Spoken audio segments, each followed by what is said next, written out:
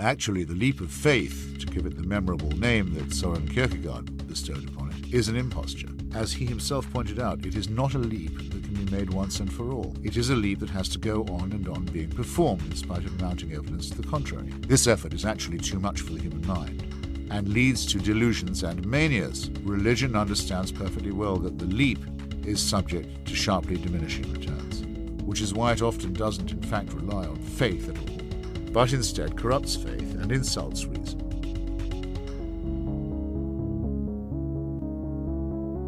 You are listening to A Leap of Doubt, the podcast that celebrates science, secular humanism, and the courage it takes to embrace an evidence-based life of doubt and questioning. Welcome, listeners, to part 2 of my interview with Chris Shelton, ex-Scientologist and author of the 2015 book Scientology, A to Xenu, an expose on the dangers and lies of Scientology and of L. Ron Hubbard, the man who founded it. Chris also hosts the Sensibly Speaking podcast and YouTube channel. Patrons of my podcast get access to this episode along with part 1 at the same time. If you are finding this podcast for the first time, please go back to the previous episode and listen to part 1. This episode you're listening to now does begin in the middle of the 2+ hour discussion I recorded with Chris, so I think it would be helpful to kind of fill you in on a bit of the context of the conversation that we are having. At the end of part 1, Chris and I were discussing a manuscript of great importance to the history of Scientology as it developed in Hubbard's mind. In 1938, Hubbard penned a manuscript originally titled The One Command, but which later became known as Excalibur. This is a very strange work which purports to set forth a revelatory vision Hubbard claimed to have experienced in the form of a near-death experience while undergoing a dental surgery. This manuscript was never published and was read by only a small handful of individuals. Multiple second-hand sources confirm its existence, but only 3 copies of it exist in sealed vaults of the Church of Scientology. As Chris Shelton writes in his book, quote, "The reason this book, The One Command, is important is not so much its content, still clouded in mystery except for Burke's 1961 description of what he remembered from 23 years before, but because Hubbard felt he had hit on something of singular importance, an explanation or a kind of philosophy of the mind which would enable him to have utter and complete control over other men if he so desired. Hubbard thought this book was going to revolutionize human behavior. He said it would have a greater impact than the Bible. It is very like Hubbard to think along these lines. He was not someone to ever take the lesser road, and he never suffered from anything resembling humility." End quote. Again, that is from Chris Shelton's 2015 book, Scientology, A to Xenu, page 100 in the print edition of which I have a copy. And this is where my conversation with Chris picks up in this episode. Enjoy.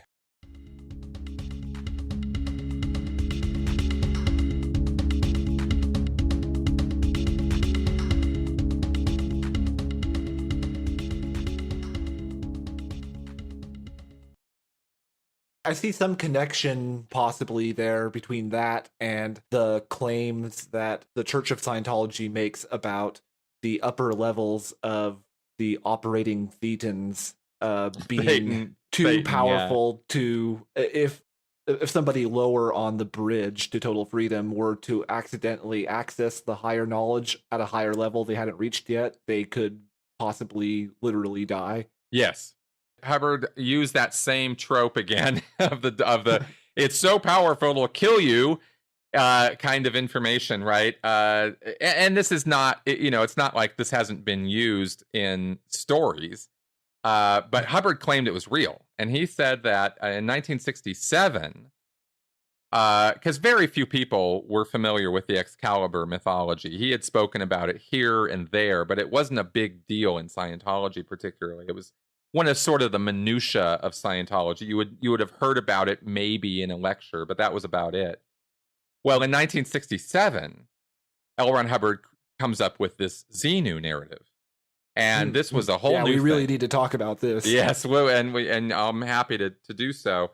But just to finish this thought, he announces the discovery of this fantastic breakthrough that he has made, and he claims that the spiritual research necessary to attain this new spiritual awareness and ability, and the story of this disaster that had happened here on Earth and in the other planets around us, was so powerful, of such magnitude, that it had been purposefully covered up and made unknowable by the people who had perpetrated this disastrous criminal act on all of us all these millions of years ago. And so we could not remember it. And we would be unable to remember it unless we followed the very carefully paved path that L. Ron Hubbard laid out for us. And if we tried to recover this information or somehow succeeded in recovering this information before we were ready for it, what would happen is we would develop pneumonia. Our bodies would simply wither away or kill themselves because we would develop pneumonia and be dead within a couple of days. Wow. Yeah, and because of exposure to this information we weren't quite ready for yet. And Hubbard actually claimed that it had almost killed him. He said he broke his arm, broke his back, he almost did himself in, but he survived it, for our sake, and wrote it all down and figured it out so that we could safely walk the path that he had trailblazed for us. Boy, isn't he such a good guy. Is this the passion of L. Ron Hubbard to Yeah. Jesus Christ's passion? Something like that, yeah. This was a very big deal in the world of Scientology. This was not minutia. This was front and center information that every Scientologist back then was completely electrified by, and every Scientologist since then has been electrified by. The first or second day I walked into a church, I was played this announcement, this lecture from him that he had given back in 1967. And I was told this level is the ultimate, and it's now the level of OT III. There are 8 of these levels. This Xenu story is the 3rd level. And I was told, I wasn't told about Xenu because that's all confidential hush hush. I'm not supposed to know about that. But I was told that this level was so powerful and so spiritually enhancing and so amazing that I needed to do anything and everything I could to get to it as quickly as possible. And I have to admit that I was 100% glued to wanting to know what this was all about. And the entire time that I was in Scientology, all 27 years, I never heard the word Xenu. I never got to that level, and I never found out what it was all about until after I left. And I watched South Park. And I actually, downloaded this information from the web and learned all about it. And that was why I said earlier that disappointment doesn't even begin to describe how upset I was to find out that this was supposed to be the big answer I'd been waiting for 27 years. This whole Xenu story just makes absolutely no sense whatsoever. It's so easily debunked. It is laughably bad. That I, again, was just very, very upset. I love Lawrence Wright's description in his book Going Clear of Paul Haggis achieving that level, going into the vaults, the secret chamber to read this information, and coming back out and saying, "What the fuck is this?" Exactly. And that's apparently not an uncommon response. Like I said, I never got to that level when I was in the church. Ironically, and somewhat sadly, I sold people this level for a period of time. I was a salesperson, and I convinced other people how wonderful this was going to be, even though I didn't know anything about it. And I collected their money for them to go do this level, and they then went and did it. And as I understand it, you learn about this in a classroom environment. There's a course room where you go and do this course that teaches you the OT3 material, and then you go and you do self auditing or counseling with the e-meter to run out the incident to confront the full force of it. And that's where the real power is supposed to come from, is when you go do the auditing. But just learning about the incident, a lot of people will get there and they'll just be like, what does this say? How is this? How does this make any sense? And the teacher or the course supervisor is there to sort of chill the person out and reassure them that, yes, this is true. Yes, this does work. Yes, people have gone through this level and they've had, been very, very wildly successful at it. And they really loved what happened. And so you just have to have faith and just go through this thing. And trust me, right now it sounds crazy, but just take Hubbard's word for it and you'll see it will all work out. And that's kind of how Scientologists are placated when they first learn about this, because they're like, what the fuck? And, and a lot of them have to be handheld through this level to learn. And the thing that sells them on it is the fact that they'll pick up the cans of the e-meter and go do the auditing. And because the needle moves around in response to the questions, they get sold on the fact that it must be true. And it's the flimsiest possible proof you could ever ask for. A psychogalvanic meter needle moving around in response to you holding the electrodes is far from proof of anything. But Scientologists, again, have that investment bias, right? They've invested at this point, by reaching OT3, they have literally invested years of their time and tens of thousands, if not hundreds of thousands of dollars to get to that point. There is no quick way to OT3. You have to do all the steps that lead to it, and those steps are expensive and they are time consuming. So you are fully invested as a Scientologist by the time they dump this on you. This is not something they're giving you on day 1 or day 2 or even day 100. It takes years to get to this point. Right. And so maybe we should briefly tell the story of Xenu and the DC-8s and the volcanoes. It's a crazy story. I mean, South Park did a pretty good job. It's the idea. Here's some fundamental things that maybe should be understood as part of this. If it's not been clear from what I've been saying, and if this is the first time you've been exposed to Scientology, then you need to know that they believe in past lives. They believe in future lives. They believe that there's that you are an immortal spiritual being, and they don't say ghost or soul or spirit.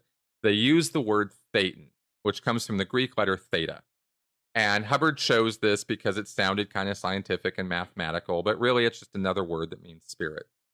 And you, as a spiritual entity or as a thetan, are immortal. You have lived for a near infinity of time in the past, and you will continue to live into the future forever. You cannot kill a thetan. So the reason why we don't know that we're still thetans and that we're living these, meager little lives on this meager little dust ball surrounded, going around this meager little sun in a corner of the galaxy, is because we were sent here. This is a prison planet, and we have lived in spacefaring civilizations in the past, somewhat like Star Wars, let's say, or Star Trek or something. I mean, Scientologists love Star Wars. And one of the reasons they love Star Wars, I'll tell you, one of the things they just absolutely love about it is the movies all begin saying a long time ago in a galaxy far, far away. They fall for it. They just think that's the cat's meow, because they think, yeah, that's how things used to be, right? There were spacefaring civilizations. We were there. They were people, they had bodies kind of like we do. And all of this stuff actually happened. So they don't necessarily believe in Star Wars per se, but they believe those ideas, right? Mm-hmm. And if you believe that you have lived for millions or trillions of years in the past, then it's a very natural progression to believe that you've lived in places other than planet Earth. And it's a very easy progression to think, oh, well, spacefaring civilizations, why not? You know, who knows what else is out there, right? In past lives, who knows how long we've been around and what we've been up to.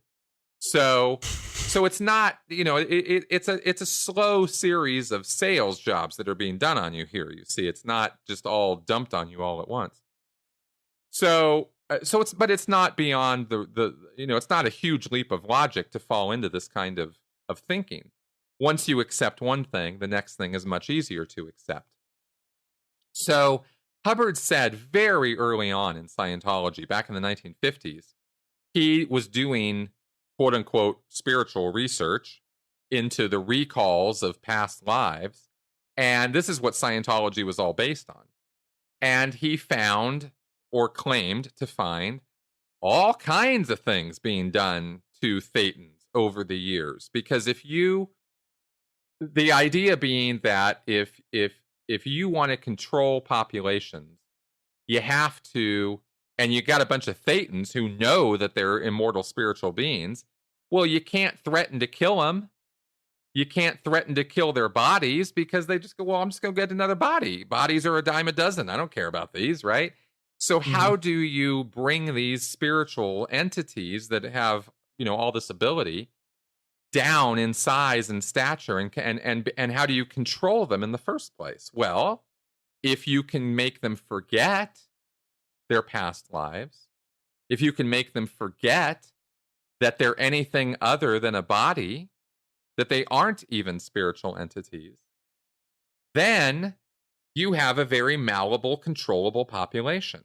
And Hubbard claimed that this had been done many, many times in the past, and that this had been done so many times in so many places over and over again that thetans basically had forgotten their true spiritual nature and had been reduced down to these very controllable drone-like lives. So that's sort of the backstory, okay?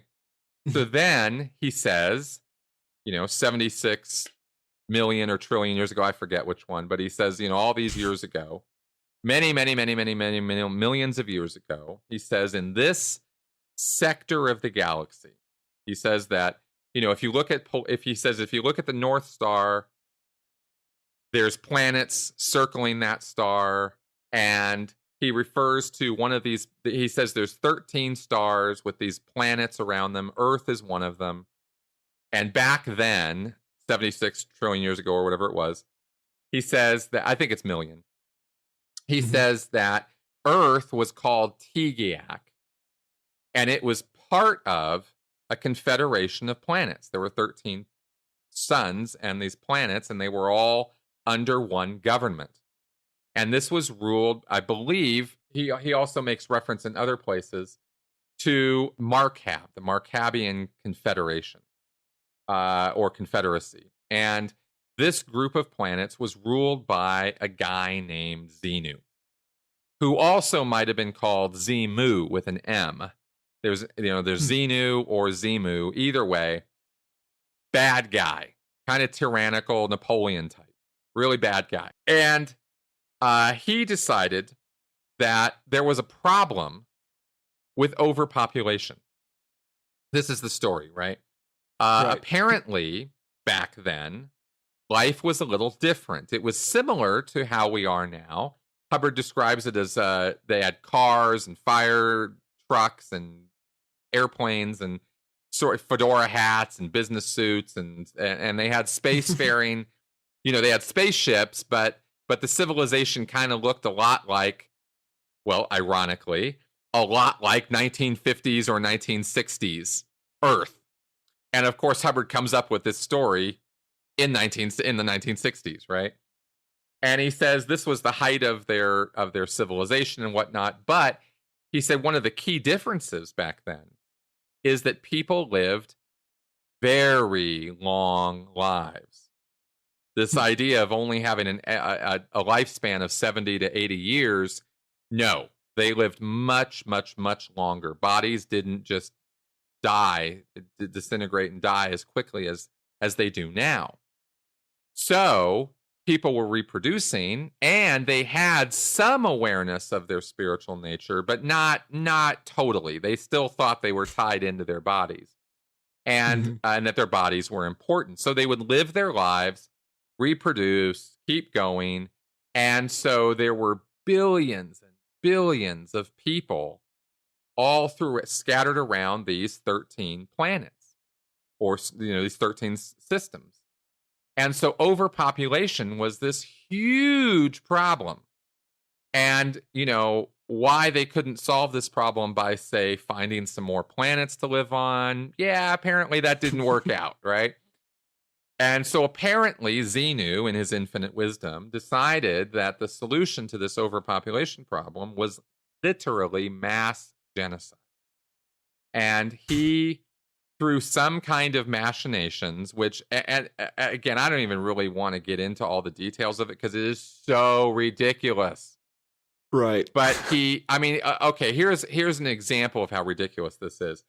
Hubbard, how are you going to solve overpopulation to the tune of billions of people? You're going to have to kill all these people. Well, how are you going to get them to just come to you so you can kill them? What do you do? Well, Hubbard said one of the mechanisms that fooled people into coming into these collection centers was tax audits. You got called in for a tax audit. Imagine this, H&R Block calls you or the IRS calls you. Yeah, we got some questions about your taxes. Could you just come on down? And you go down to the IRS office, and instead of going over your taxes, apparently what Hubbard claimed they did is they knocked you out, gave you an injection of what he called glycol, which apparently, for some unknown reason, knocks you out as a spiritual entity. It doesn't knock out your body, it knocks your thetan out. How that's supposed to work, I have no clue. It's not at all clear in his materials, but he says that glycol will knock a thetan out. So they inject everybody with glycol, so they're all knocked out. And now, keep in mind, billions of people, okay? Like, imagine, the practicalities of this are just ridiculous. If you were, going around your life and your Aunt Jemima got called in for a tax audit and you never saw her again, you might wonder what's going on, and then if you get called, hey, you got to come down for a tax audit, you might go, well, my Aunt Jemima went down there and she never came back. Maybe I shouldn't go down there, but this is no part of the story. Hubbard just rolls with this, right? And so everybody gets called in for these various things. Xenu had hired mercenaries to take over because the army and the what he calls the loyal officers, which are akin to the Jedi Knights or something. These were the peace establishing, order keeping force, right? These loyal officers. Well, Xenu, if he couldn't turn them to his side, then he had to get rid of the loyal officers. And so they got gathered up too. And so he used mercenaries to take over everywhere. They never did say what happened to the mercenaries, by the way. But somehow... Just a plot hole. Yeah, a big plot. There are huge holes in this story. But somehow, let's just say he knocks out and throws into cold storage billions of people over all these planets, and he sends them all to Tegiak in spaceships that look like DC-8s or DC-10s or something, and which are these old they're passenger airplanes. And he said they were spaceships and they didn't have the fans, I guess the engines, so somehow they were flying through space transporting billions of bodies. So imagine how many spaceships there must have been, or how long this must have taken to do this. And Hubbard claims that the whole thing went down in a matter of a year or something. So, wow. That we're talking about a tremendously impossible logistics matter, transporting all these bodies. But somehow they all get dragged to Earth and they get dumped here. And then atomic bombs are dropped in the volcanoes that exist on Earth 75 million years ago, we will totally ignore the fact that none of the volcanoes that Hubbard claims existed all those years ago that atomic bombs were being dropped in, none of those actually existed according to our geological records. But just skip that because clearly the geologists are all wrong and Hubbard has it right. So the atomic bombs get dropped and Earth becomes an atomic wasteland. I mean, so many bombs get dropped that everyone is annihilated. I mean, just disintegrated and destroyed. And the what he calls the atomic winds are blowing across the planet. I mean, it's just this mass annihilation that happens. And force fields, electronic force fields, were set up all around the planet because these people had that technology apparently. So it traps all the thetan on the planet's surface. Now, again, this doesn't make any goddamn sense because how is a spiritual entity that is non-corporeal, that doesn't have mass, wavelength, location in space or time? This is how Hubbard describes the thetan. He defines it as an entity that doesn't have a physical existence. It exists in the physical universe because it's aware of being in the physical universe, but not because it has a corporeal form of any kind. There's no ectoplasm. There's no, it's not. This isn't Ghostbusters we're talking about, right? So how it is that you can use electronics to trap a thetan, I still to this day do not get. I don't understand it at all. But somehow mysterious ways. Yeah, exactly. But Hubbard said it's possible, so I kind of went with it. So all of these billions and billions of thetans are trapped on Earth. And they can't get away. They can't leave. And they're pretty fucked up. I mean, they have just been through genocide. Literally, galactic genocide. So, in response to this... Oh, and then... Okay, so now, on top of this, maybe, I don't know, maybe Xenu was still using his mercenaries or something. I don't know who did this exactly. But somehow in this atomic wasteland of a planet, implant stations were set up. And by implant station, I mean a place, a location, real physical location, where screens like movie theaters were set up, 3D movie theaters. And these thetans, again, as non-corporeal entities, okay, they don't have bodies anymore. All of those have been destroyed. These thetans are gathered up, herded like cats, I guess, into these implant stations and are shown 3D movies that they cannot differentiate between reality because it's such a powerful implant. That they call them implants because what Hubbard claims is being done is ideas and belief systems are being implanted into the memories of all of these thetans. And this is where the idea of religion comes from. This is where the idea of an obsession about sex and bodies and recreation and reproduction come in. This is where the implant of having a short lifespan was implanted, right? You can only live for so long. You don't get to live forever. He said there was a lot of religious iconography and symbolism implanted at this time. This is where Christianity comes from. He literally claims that Christianity was an implant from 75 million years ago, and that all of this was done to all of these thetans as a control measure so that they would forget what happened to them and have all of these false memories and false ideas and beliefs implanted in them so that Xenu could then control them and make them into very easily manipulated and controlled thetans who were obviously traumatized beyond any concept of what we understand trauma to be. I mean, you can't even imagine living through something like this, right? So this goes on for days. I think he said it goes on for like a week or 2 or 3, that these implants are happening. And then it takes a very weird right turn. As though it hasn't already, right? Oh, now it gets weird. Yeah, now it gets weird, okay?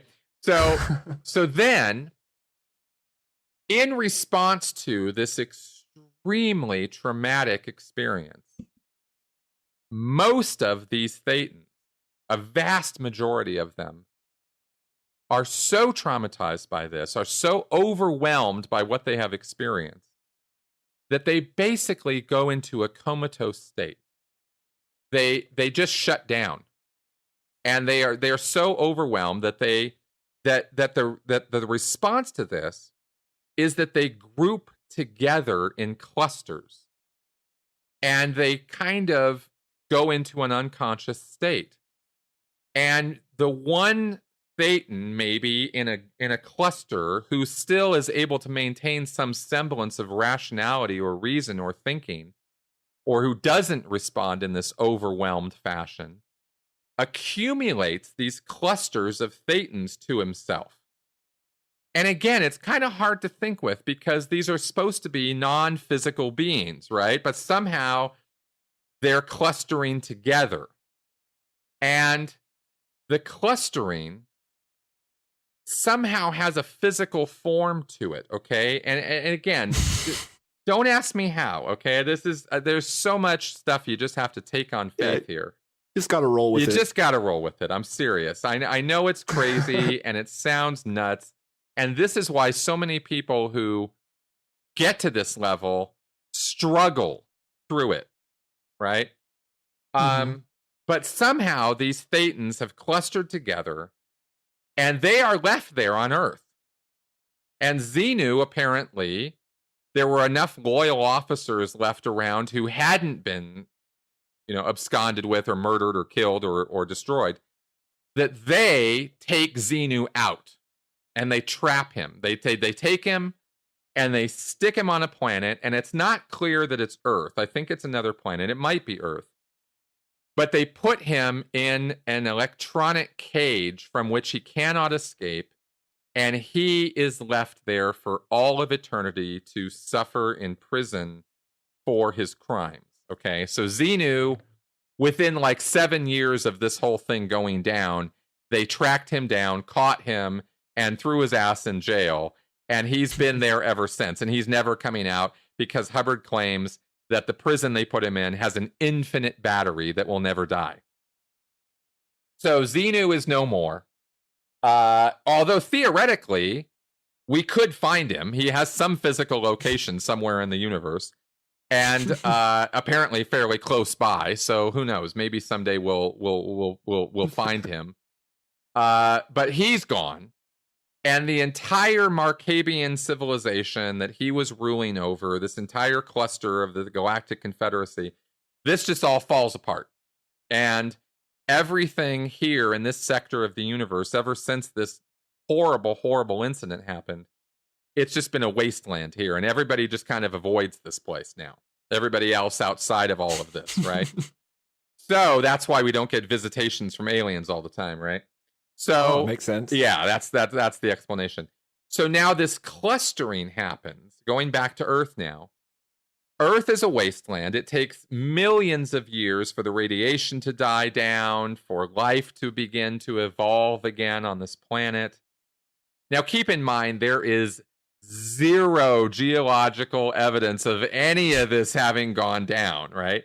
And all of the geological and archaeological evidence we have says nothing about any of this. Right. The same can be said about Noah's flood. That's right. Yeah. I kind of think hearing the story, there are actually Christian apologists who try to defend Noah's flood, but with this, it's just something that they just have to accept without really defending it. Yeah. We're not going to fact check this with anything like geology. So the planet chills out. All of these thetans are stuck here, and they've been glommed onto by these, comatose thetans. And bodies start developing again. Life develops on Earth again. And it evolves through the process, right? And somehow human beings come around again. And these thetans that have been hanging around for all these millions of years, practically, even the ones who are well off, are not so well off. They're pretty fucked up. So they start taking assumption of these bodies, human beings here on Earth, and we are now in this endless cycle of, you've been implanted to take a body, grow it, live a life. The body dies, and you're then subconsciously commanded to go get another body. You don't have a choice. You can't just flit off and go do whatever you want. There's screens keeping people here on Earth, but more importantly, there are these implants that have been so forcefully implanted into your memories that you have no choice in the matter, and you have forgotten your spiritual nature. And it's not just because of this whole Xenu narrative, but all the other things that have happened to you too. Early on, Hubbard was making the point that, look, if you died violently over and over and over again, would you really want to remember it? Probably not. You'd be just as happy to forget it. Like, fuck that. I don't want to remember that. I mean, you have no connection to that life anymore. You now have a new body and a new life. So why would you even want to remember? It sort of lends itself to a sort of spiritual amnesia. Mm-hmm. And so that's now why life on Earth is the way that it is. And because we were implanted so strongly by Xenu to not only believe in Christianity or believe in religion in general, but also to believe that sex is really super important and we got to have as much sex as possible, and conflict and war and not understanding one another or who we really are, that's all implanted in us. But then, on top of all that, we've got these clustered, comatose thetans stuck to us. Thousands of them. And here's the thing about them, okay, is every now and again, one of these guys will kind of wake up and he'll look around and think thoughts. And you, as the sort of master thetan, glommed onto by all these thousands of what are called body thetans, you're the chief thetan, and they're all the little, Indian thetans that are glommed onto you, right? They will wake up sometimes and think thoughts, and then they might go back to sleep or go back unconscious or whatever, but you will think you can't differentiate their thoughts from yours. And with thousands of these things glommed onto you, they're thinking weird thoughts and ideas and having their own memories of things all the time. So you start feeling a little schizophrenic, voices in your head and that sort of thing. That's them. That's not you. So you have not only implants and your own false memories of things that have happened and your own forceful forgetfulness or amnesia of what's happened to you, but now you're also served up with thousands of false memories and real memories of all of these body thetans. So basically, you are one fucked up individual, right? I mean, I'm just keep dropping F-bombs here, but it's just kind of, I'm trying to get across how forcefully Scientologists think about this. Like, this is really what they think. And this whole business of body thetans and voices in your head and the implants, that is much, much, much more important to Scientologists than Xenu. Xenu is the smallest part of that story. The whole Galactic Confederation and Xenu and the atomic weapons, Scientologists don't give a shit about any of that. That's not what's important to them about that story. So they might even think about it in terms of metaphor. They're not supposed to. They're supposed to think of this as literal truth. Hubbard said this historically actually happened. But some Scientologists have to go through a cognitive dissonance process to accept this.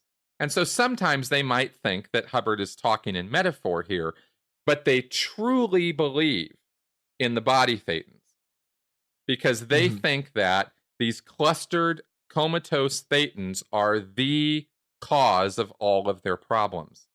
And they then spend all of OT 3, 4, 5, 6, 7, the next levels that they do in Scientology's bridge, and they pay a pretty penny to do these levels, all of those levels are directed to getting rid of all of your body thetans.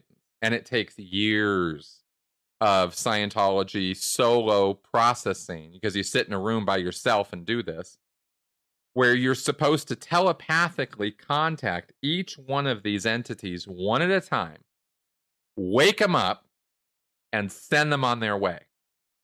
And Scientologists at these levels will do this every single day, multiple times a day. They're supposed to do 4 or 5 sessions a day of this, where they'll sit in a room, hold the cans of the e-meter, and using the needle on the dial, they will direct themselves to telepathically contact these thetans, rehabilitate them spiritually, and eject them, send them on their way, so that those rehabilitated thetans are no longer in a comatose state, and they're now capable of going off and getting their own body and growing their own life and having their own existence now separate from you, and they're no longer affecting you anymore.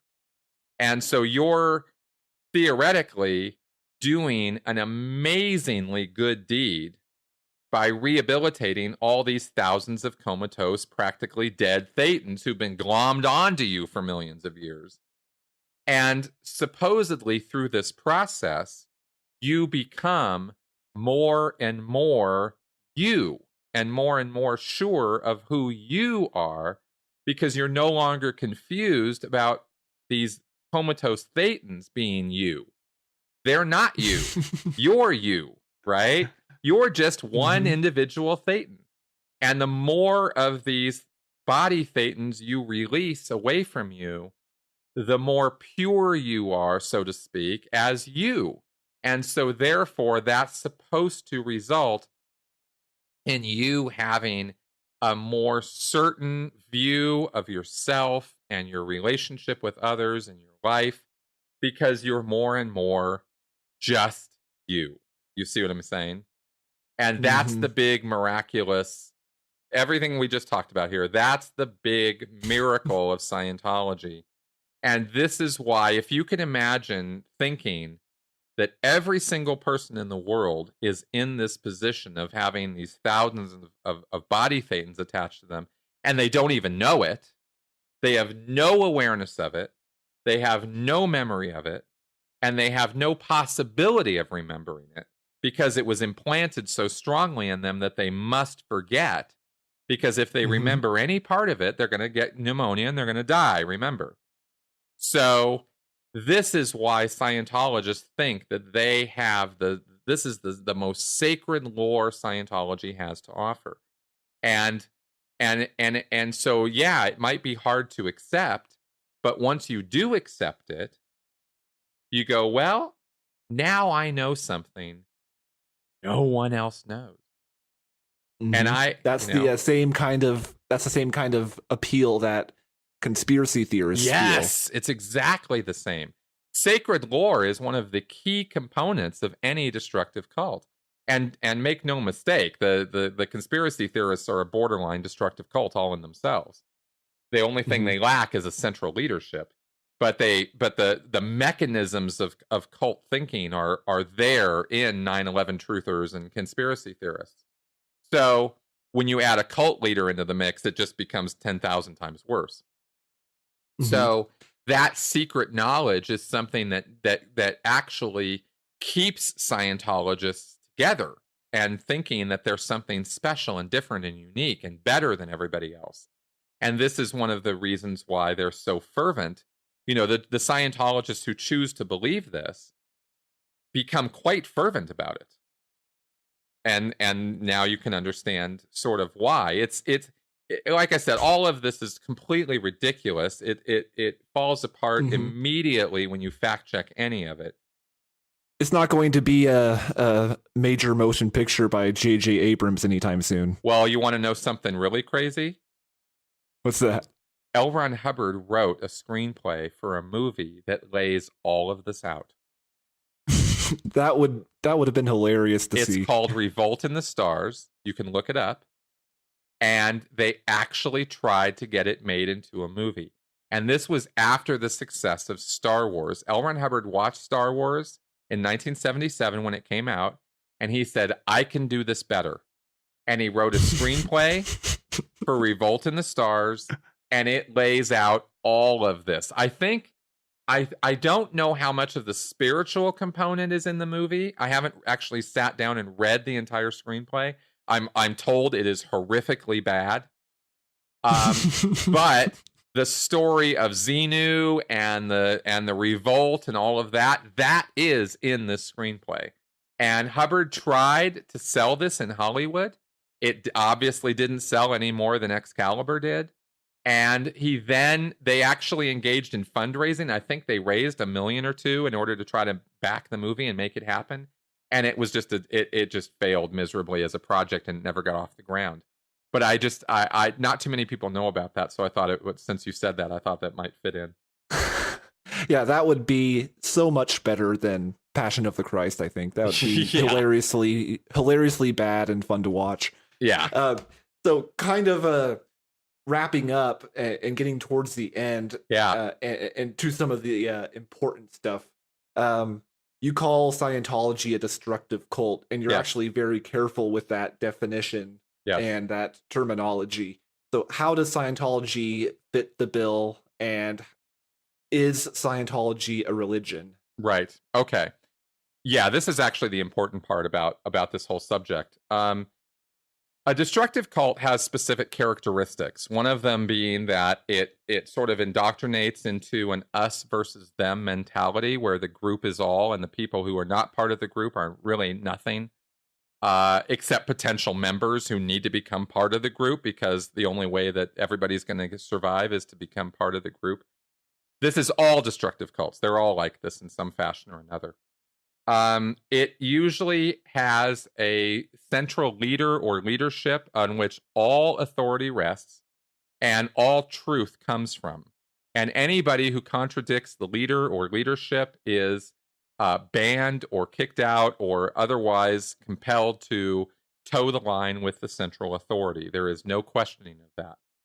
There's a feeling of specialness and exclusivity in a destructive cult. To the point where you eschew your ties with family or friends who are not part of the cult. They are somehow lesser beings and if they don't, it's kind of a you're with us or against us kind of thing. Right. These are very important points. Usually there's a great deal of attention on money. Not always. It's not always about money. Sometimes the leadership is focused on just amassing power of some kind or influence. Sometimes sex is involved. That's not the case with Scientology. It's not a sex cult, but the us versus them is very much part of it. And there are usually methods of indoctrination and practice as part of the group, which reinforce the belief system and are used sometimes even in a punishing way to keep people in line. This could be chanting or rituals of some kind, or mantras or practices that occur that tend to be trance-inducing type practices. Okay, Scientology has its auditing procedures. It has various practices or methods that it uses, like some of the communication drills that supposedly teach a person better communication skills. Actually are trance-inducing methods where you sit and stare at another person for hours at a time. A sort of pseudo meditation, but you're looking at another person. That's trance-inducing, and when you're in a trance, you are susceptible to suggestion, and that's just a fact. It's not it's not my opinion. And these practices tend to encourage those kind of activities, or some of those activities are part of the actual belief system of the group. So Scientology has all of these things. And you can also find these things in transcendental meditation, or in the Jehovah's Witnesses, or in Hare Krishnas. We're kind of big on some of this stuff. So there's lots and lots of these kinds of groups. And the problem with them is that when you get is you have to lie to people in order to get them to become part of the group, because nobody would join a group that they know is engaged in overt mind control or is trying to, con you out of your money or your time. So they put on a very good surface show, at the beginning, at the lower levels. It's all fairly common sense based. It all looks like it makes sense. It looks like it appeals to legitimacy. They use scientific sounding terms sometimes, or, they glom onto or ally themselves with other groups that are legit in order to give themselves a sense of legitimacy. And generally at the lower levels, they're kind of helpful in some fashion. The lower level communication classes Scientology offers, or the study classes, for example, that I took, or the classes on how to raise your children better, a common sense principles. There's nothing particularly controversial at the lower levels. But what they're doing is gradually sucking you in, and then they start giving you the crazy, later on as you become more and more involved. And by that point, you're more susceptible to believing or accepting it. So this model is what we call a destructive cult, because it destroys lives. It doesn't help them. People leave these groups and they are in such worse shape than when they first got in. And that's a routine practice. It's not the exception, it's the rule. The exception is a person who's better off as a result of their involvement with these groups. That rarely happens, although people can convince themselves that they're better off. If you objectively look at their life, you find that's not the case. So Scientology fits every one of these points to a T, and it's a very authoritarian system that wants to know everything about you. There is no part of your life that is off limits to Scientology. And they demand loyalty, intense loyalty. And if you break the rules or violate their codes in any way, there are consequences, and those consequences can be quite severe. So that's why we call it a destructive cult. We use that word very advisedly. It's a term that means a specific thing. It is not, all religions are not destructive cults. Any group that has certain control methods in it doesn't make it a cult. It has to have these characteristics that I've laid out. And I'll just say one last thing on that, which is that these were actually put together in a checklist by a woman named Janja Lalich and Michael Langione, who is the head of the International Cultic Studies Research Association, International Cultic Studies Association, or ICSA. And you can find a copy of that checklist on my website. I actually posted it there so people could refer to it. Awesome. I completely agree that when people use the word cult too loosely, then it kind of minimizes the danger of real cults. That's exactly right. There's a lot of confusion about it. Well, in closing, where can people find you and your work if they want to learn more? Because there's a lot more to learn about this stuff if people are interested. There's a ton. I wrote a whole book about it. There's my website is mncriticalthinking.com, and I position myself as the critical thinker at large. You can always Google my name, Chris Shelton, because you'll find my YouTube channel that way. I've produced, something like 500 videos or something, talking about all different aspects of destructive cults, Scientology, cult recovery. I've interviewed cult recovery therapists and exit counselors and former members of other groups. And I put a lot of content out there to try to educate the public at large about this. So my website, mncriticalthinking.com, or my YouTube channel, Chris Shelton, Critical Thinker at Large, and you'll find my work. And I highly recommend it. You just, as of the time of this recording, you did an episode on Scientology management and Hubbard's data series, which was an extremely deep dive in a very specific area. Yes. Which was hugely informational, and also you dive into other topics. Like you had your last episode, you had a discussion with a anti-gun control advocate. Yes, that's right. and kind of putting forth yourself as an example of what civil discourse on contentious issues should be. Yes. And yeah, I've really tried to promote critical thinking. I have a whole series of videos on critical thinking, and I try really hard to practice what I preach. I don't put myself on a pedestal on any of this. I've always said my channel is a process of learning, and I'm bringing everybody along for the ride. That's a great way of putting it. Well, thank you so much for spending this time and giving your time to this conversation. Yeah, thanks for having me. I hope this turns out well, and I hope the viewers enjoy this. I'm sure they will. Thank you for listening to A Leap of Doubt. If you liked what you heard, please consider leaving a review on iTunes. If you want to get involved in the kinds of discussion this show is meant to encourage, you can find the official discussion group on Facebook at facebook.com/groups/A Leap of Doubt. You can follow me and get in touch with me on Twitter, where my username is @thenatheist. Feedback and criticisms are always welcome. The opening clip is an excerpt from the audiobook God Is Not Great by Christopher Hitchens, courtesy of Hachette Audio. Text copyright 2007 by Christopher Hitchens. Audio production copyright 2007 Hachette Audio. Used with permission. The opening and ending music is Jade by Esther Nicholson and is used under license. A very special shout out and heartfelt thanks goes out to my 4 patrons, Jeff Prebeg, Jeannie Eichard, Torsten Pill, and Chris Watson. If you enjoy the work I do, please consider becoming a patron on Patreon at patreon.com/A Leap of Doubt.